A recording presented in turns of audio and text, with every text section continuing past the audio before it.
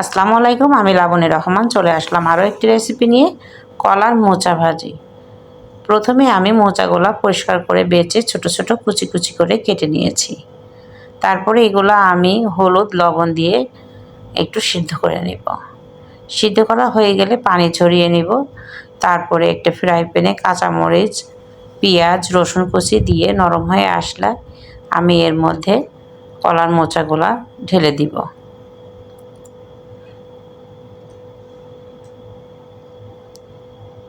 কলার মোচাগুলো ঢেলে দিয়ে পরিমাণ মতো আবার একটু সামান্য লবণ দিয়েছি। আমি এর আগেও একবার লবণ দিয়েছি, আবার এখন একবার দিয়ে নিলাম লবণ কমের কারণে। তারপর ঢাকনা দিয়ে ঢেকে আমি কিছুক্ষণ জাল করব। আমি আগে থেকেই কলার মোচা সিদ্ধ করে নিয়েছিলাম, তারপরও এর ভিতর থেকে পানি বের হচ্ছে। এই পানি দিয়ে আমি আবার মোচাটি ভাজি করে নিব। ভালো করে বারবার নাড়তে হবে, না হলে নিচে পুড়ে যাবে।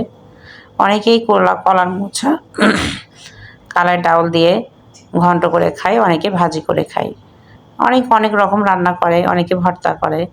যে যেমন খুশি সে তেমনভাবে রান্না করে খাবে। গরম গরম ভাতের সাথে পরিবেশন করুন।